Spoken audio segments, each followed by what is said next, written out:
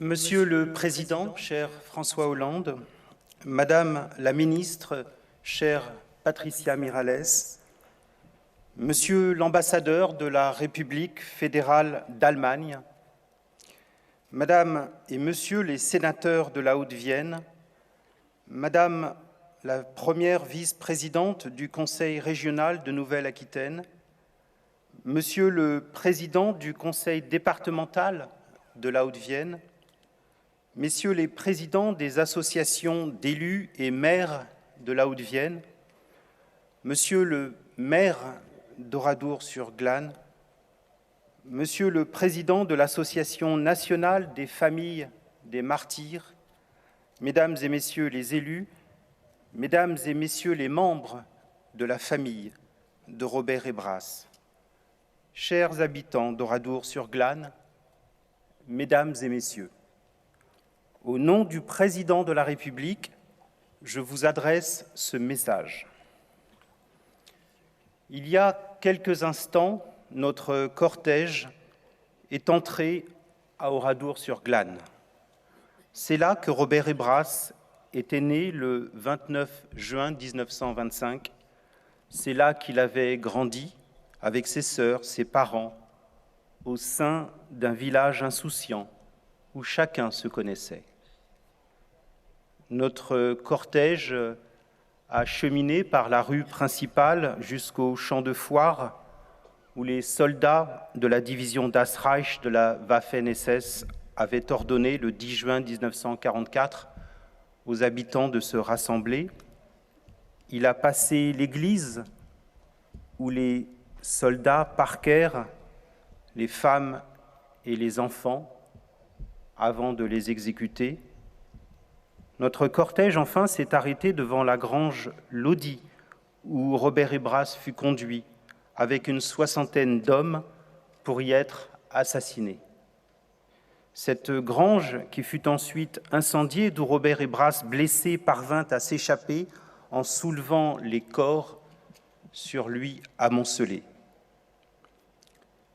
Le 10 juin 1944 a donc été cette date où presque tous les habitants d'Oradour-sur-Glane furent assassinés, sauf une poignée d'entre eux, et où le destin de Robert Hébrasse se noua.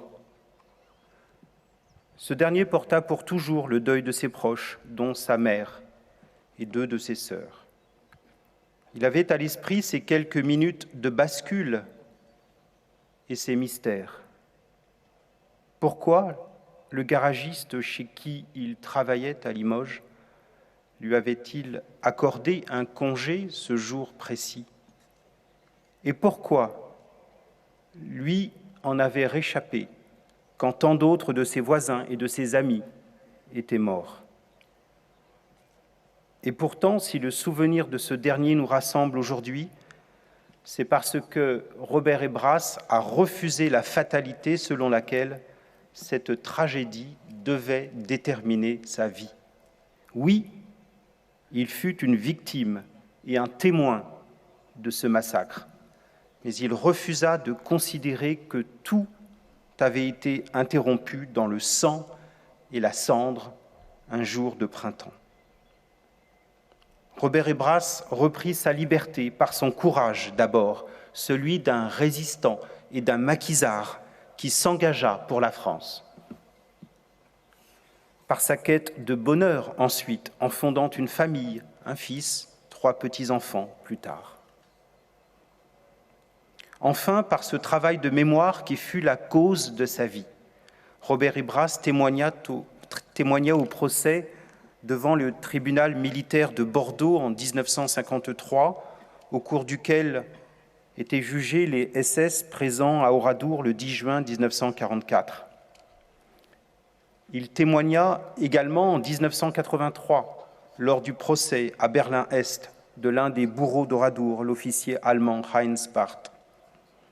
Puis invité en 1985 par le chancelier allemand Willy Brandt à la conférence internationale sur la paix, il prit la parole afin de témoigner devant l'histoire et d'œuvrer à la réconciliation franco-allemande. 1000 fois,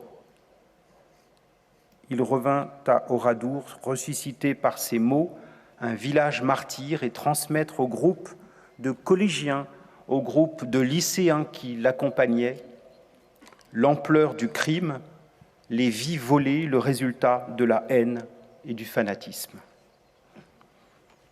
Robert Hébrasse fut le dernier témoin vivant du massacre d'Oradour-sur-Glane, et de ce destin qu'il n'avait pas choisi, il fit une œuvre exemplaire. Car à travers ses livres et son action, Robert Hébrasse nous démontre ce que le travail de mémoire veut dire. Raviver le souvenir des victimes, défaire les nœuds qui conduisent au pire et permettre ainsi, plus lucide et intraitable, de construire l'avenir. Quelle défaite plus complète de l'entreprise de la Waffen-SS que d'imaginer ainsi ce village à jamais dans l'esprit de notre nation, dont les 643 victimes du massacre demeurent par les témoignages et dans les rues duquel un ancien de ses fils a conduit les présidents français et allemands le 4 septembre 2013. Robert Hébrasse fut ce passeur de génération, cet artisan de réconciliation, victime, témoin et acteur de la mémoire. La République perd l'un de ceux qui tenaient bon sur ce chemin de souvenirs maintenus et d'avenir commun, un héros de cette fraternité qui figure à tous nos frontispices avec la liberté et l'égalité. Il transmit ce combat à bien d'autres, à cette cordée de gardiens du souvenir et de la mémoire, aux maires successifs jusqu'à vous, cher Philippe Lacroix, aux historiens, aux passeurs, aux enfants de tant d'écoles, à sa petite-fille, Agathe. Tel un symbole du succès de ses efforts, rien ne sera perdu et tout peut se perpétuer. Je n'oublierai jamais, dit le président, ces longs moments à cheminer, à écouter Robert Hébrasse vivre et revivre l'indicible, l'horreur, ce témoignage qu'il a dit et transmis avant de disparaître. Je sais que de ce chagrin aujourd'hui, nous tirerons collectivement la force de soutenir et prolonger l'œuvre de la mémoire d'Oradour-sur-Glane. Au nom de la France, j'adresse à ses proches et tous ceux qui l'aimaient mes condoléances les plus sincères et les plus émues. Rien ne sera perdu. Vive la République et vive la France.